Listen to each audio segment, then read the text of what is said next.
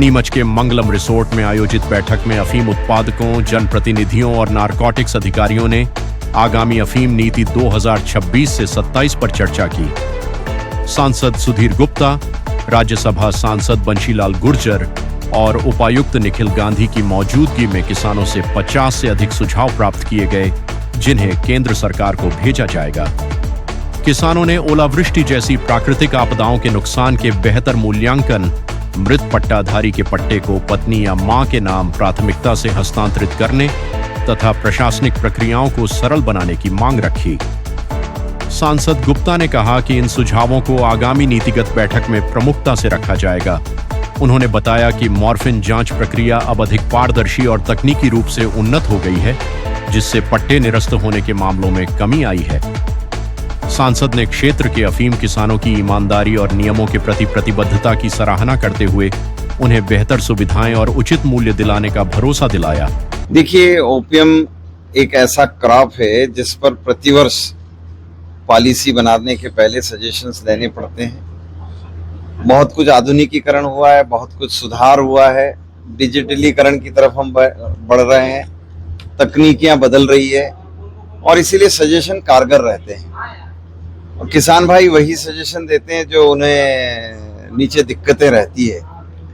तो आज की ये सलाहकार समिति इन सिफारिशों को केंद्र सरकार को भेजेगी और केंद्र सरकार इन सिफारिशों के ऊपर काम करेगा।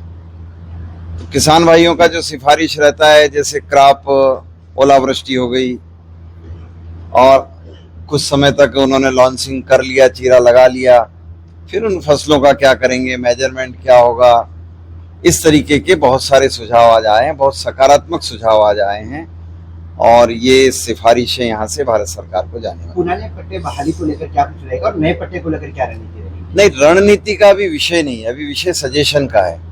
रणनीति तो जब पॉलिसी का मीटिंग होगा उसमें इन मुद्दों को हम सेंटर पॉइंट पर रखते हैं और उस पर फिर डिबेट आती है। तो आज जो मुद्दे किसान भाइयों ने बताए हैं तो वो बहुत सारे मुद्दे हैं, जैसे किसान एक्स गांव में निवास करता है और उसका लैंड वाई गांव में है, तो उसे क्या फैसिलिटी चाहिए वो किसान भाइयों ने बताया है।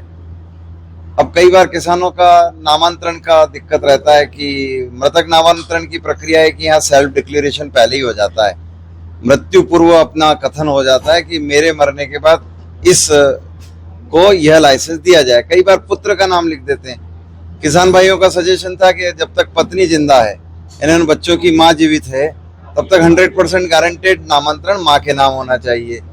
इस किस्म के सजेशंस लगभग 50 के आसपास सजेशंस हैं जो जो एनडीपीएस उससे बाहर करने की मांग लंबे समय से चल रही है। इस पर भी किसानों के सुझाव है, इस पर क्या बातचीत रहेगी? वैसे आज इस टाइप का सुझाव तो नहीं दिया है किसी ने, लेकिन ये सजेशन है, हम अपनी मांगों में इसको रखते रहते हैं और चूंकि यह एक ऐसा तकनीकी विषय है जिसमें लैब टेस्टों से लेकर सारी रिपोर्टों पर काम होता है। एक वो पारदर्शिता को लेकर लोग कहते हैं कि कहीं कहीं पिछली बार भी आपने भी निर्देश दिए थे जो मार्केटिंग को लेकर जो रिजल्ट आना चाहिए, उसमें किसान की जो मंशा है उसको कितना समझा और क्या कुछ नहीं। देखिए, ये बात यहाँ बहुत स्पष्ट रूप से इन्होंने बताई है। चूंकि हमारी जो लैब है वो अत्याधुनिक लैब है और उसका सैंपल का जो लेवल है वो भी बहुत है, क्योंकि ये कलर मैचिंग का टोन रहता है। जैसे अपन समझ लें कि ब्लैक कलर को ब्लैक कलर कह सकते हो, मगर जब मैचिंग करने जाते हैं ब्लैक कलर, तो मैचिंग करते समय उस दुकान पर लगभग 60, 70, 80, 100 तरह के ब्लैक कलर रहते हैं। तो इनके पास भी ऐसी लाइब्रेरी होती है, लगभग 250 टन का लाइब्रेरी है, उससे ये मैच करते हैं और इसीलिए अधिकांश पट्टे जो पहले 10-10 हजार पट्टे प्रतिवर्ष कट जाया करते थे, वो चीज अब नहीं है।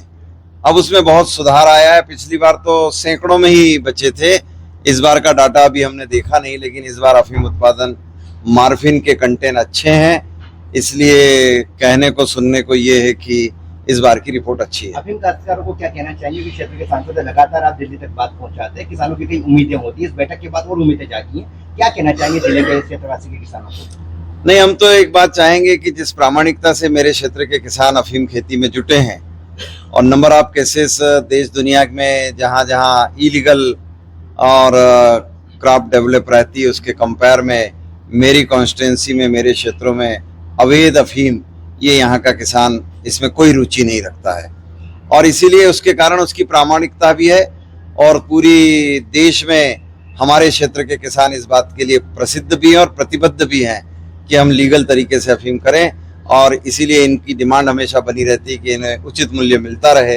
तो ये अपने वैधानिक तरीकों पर और आगे प्रतिबद्धता से, दृढ़ता से लगे रहेंगे। समिति की बैठक आयोजित की गई है। इस बैठक में हमने भागीदारी की और सुझाव दिए हैं कि किसानों को की जो समस्याएं हैं उन समस्याओं का समाधान अगली पॉलिसी में किया जाए। जैसे मैं रहने वाला किसी एक गांव का हूं, मान लो नाम के लिए डोरवाड़ा, और मेरी अफीम बोने के लिए खेती पास के गांव में है, तो पास के गांव के डॉक्यूमेंट रहने के नाम मांगे जाएं, उसकी भौगोलिक सीमाएं मिलती है तो उसको उसकी अनुमति दी जाए।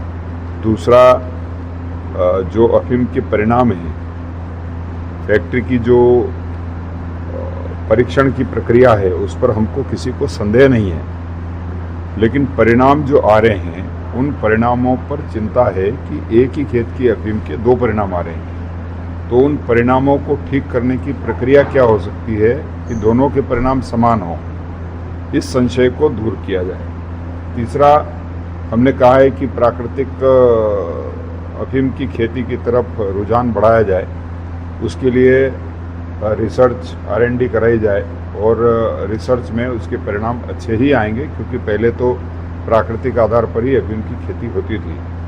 तो उसके लिए जो किसान प्राकृतिक खेती की तरफ जाता है उस किसान को प्रोत्साहित किया जाए, उसको प्रोत्साहन स्वरूप कोई प्रोत्साहन राशि दी जाए, ताकि उसके परिणाम मार्फिन पर भी अच्छे होंगे, और मार्फिन से जो दवाएं बनती है उन दवाओं पर भी उसके अच्छे परिणाम होंगे। इसके साथ ही साथ समयानुकूल अफीम की कीमतें भी बढ़ाई जाए, क्योंकि किसान को लागत खर्च ज़्यादा होता है और कीमतें कम हैं, तो कीमतें बढ़ाई जाए। ऐसी सभी जो बातें हैं उस पर आज यहाँ चर्चा की है, और हम अपेक्षा करते हैं कि अगली बार भारत सरकार की जो पॉलिसी बनेगी इन सब चीज़ों को पॉलिसी में लेकर के आएंगे। बेमौसम बारिश को लेकर जो लोगों को नुकसान होता है, क्या उस पर भी बात हुई? पट्टे नहीं कटे ऐसे किसानों को? बिल्कुल इस पर भी बात हुई है। इसमें बेमौसम बरसात और खेती जो खराब हो जाती है उसके लिए बीमा पॉलिसी लाई जाए और किसानों का बीमा कराया जाए, और उपयुक्त समय पर उसका निरीक्षण करके, और अफीम में अगर नुकसान हुआ है तो उसको और पट्टा देने की छूट दी जाए। पुराने पट्टे बहाली को लेकर क्या तैयारी की जा रही है सर? पुराने पट्टे बहाली को लेकर के भी आज बात की गई है। उसमें ये कहा गया है कि जिन गाँव में अभी भी गांव पहले अफीम काश्त करते थे और आज चालू नहीं है, तो उन गांवों को भी अफीम काश्त चालू कराई जाए, और अगर देश में डिमांड है तो और नए किसानों को भी पट्टे दिया जाएं, इसके बारे में सुझाव दिए गए हैं।